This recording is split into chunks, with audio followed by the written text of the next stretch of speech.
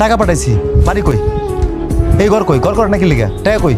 টাকা যে পাঠাইছিস, কবে পাঠাইছিস, কার কাছে পাঠাইছিস? 1 টাকাও তো পাই নাই। ঘর তুলুম কি দিয়া? 1 টাকাও পান নাই আব্বা? না মা 1 টাকাও পান নাই? টাকা দিই নাই আমি? না পাইনি তো। সব হজম করে ফেলাইছেন খায়া, সব হজম করে ফেলাইছেন। সি সি সি সি আব্বা, আমি আমার বড় এত বোকা জোগাড় করছি শুধু আপনাকে লাগা।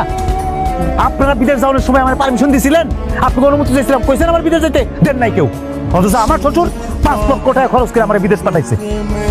হ, এখন তো বউ আর শ্বশুরই আপন, আমরা তো কিছু লাগি না। থাক মা, আর কথা কওয়া লাগবো না। আমার লক্ষ্মী বউটা, আমি এখন বুঝতেছি আমার বউটা কত লক্ষ্মী। আমি আমার বউর শাসাইছি আপনাকে লাগা। আমি চলে গেলাম ওখানে, আমি উঠলাম না এই বাড়িতে। থাকেন আপনারা। কে কই কি আমার খিদা লাগছে, তো খাওয়ানোর ব্যবস্থা করবা? তুমি ঘরে আসো, আমি ভাত বেড়ে খাওয়াইতেছি। আসো আসো। আমায় কতক্ষণ আর এনে খাড়াই থাকবা? এত অস্থির হইছো কেন? ঘরে চলো, শরবত খাও, ঠান্ডাও, তারপরে কথা হইব। এত অস্থির হয়ে কিছু নাই, চলো ঘরে চলো। তাই কইতাছি কি, তুমি কিন্তু কাগজপত্র নিয়ে আব্বার লগে কোনো কথাই কইতে যাইও না, তাহলে কিন্তু তুমি আব্বার কাছে ছোট হয়ে যাবা।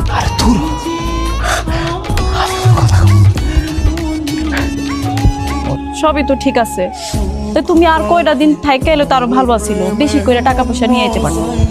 ও বিদেশের কষ্ট আর বাংলা পরিশ্রম আর সহ্য হয় না, খুব কষ্ট। আরে শ্বশুর বাড়ি ঘর বানাইছে, এনে কারণের কি আছে? আর শ্বশুর বাড়ি মানে কি? আমার বইয়ের বাপের বাড়ি। তো আমার বইয়ের বাপের বাড়ি কি আমার কি পর নাকি কেউ? ওরা তো আমার আপন না। আমার নিজের টাকা খরচ করে আমার শ্বশুর বাড়িতে বাড়ি করছি, তো সমস্যা কোন জায়গায়? আরে ভাইজান, তুমি রাগ করো কেন? আমি তো খারাপ কিছু করি নাই, আমি তো জানবার চাইলাম। তোমার বাপে খায় শাক বইসা, আর তুমি তোমার বাপের না দেখা দেখতেছ শ্বশুর বাড়ির মানুষজন। হ্যাঁ, শ্বশুর বাড়ি ঘর বানাইলা, তুমি কি এখন শ্বশুর বাড়ি ঘর জামাই থাকবে নাকি? আশ্চর্য বিষয়, ঘর জামাই থাকার বিষয়টা আসলো কোথা থেকে? আমার নিজের টাকা করা ঘর, আমি ওখানে থাকতেছি, এটা ঘর। হ্যাঁ জহির, বাজার বৌমার লয়া তুই বাড়ি চলে আয়। এমনি আমার বউটারে জ্বালায় জ্বালায় মারছো তোমরা, এখন আবার লইয়া যায়, আবার জ্বালাও না? না না বাজান, আমরা তার জ্বালাবো কেন? তার তো আমরা জ্বালাই নাই। যে 5 বছর তুই বিদেশ ছিলি, ওই 5 বছরে বৌমা বড় জোর 5 সপ্তাহ এই বাড়িতে আসছিল। তোর মায়ের রান্না বাড়া খাওয়াইছে, একটা কাটা কুটার কাম করতে দেয় নাই তারে। কি কইলেন এটা আপনি? আমি মাত্র 5 সপ্তাহ ছিলাম, আমি যে বছরের পর বছর আপনার করে রান্না খাওয়াইছি।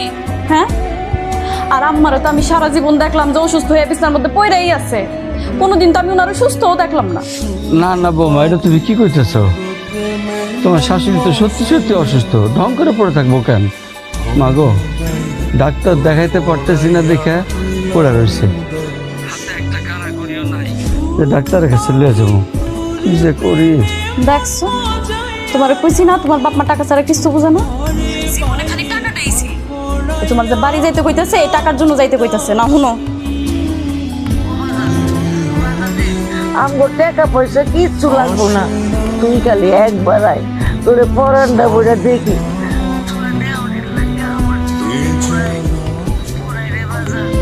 এমন পাশা নইলি কেন বাজান তুই?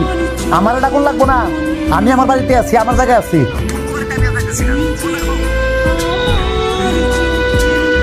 কাইটা দিল, কি করলো? আইব না। এই যে, একটা কাজের কাজ করলা, একটা বেড়া মানুষের মতন কাজ করলা। আমি না বুঝলাম না, একটা মানুষ সারাটা জীবন কেমন অসুস্থ থাকে? আমার মনে হয় কি, এই অসুস্থতার নাটক কইরা তোমার কাছ থেকে টাকা নেওয়ার ধান্দা করে তোমার মা। অত সোজা? আমি বোকা তো না, আমি টাকার গাছ। হেরা খালি কইলো আর আমার ঝাড়ে দিল, আমি তাকে টাকা দিয়ে দিলাম। অত বোকা না আমি। থাক, অসুখ না, তুমি চিন্তা করো না। দাও ফোনটা আমার কাছে। খবরদার, আর ফোন দিলে ধরবো না বললাম।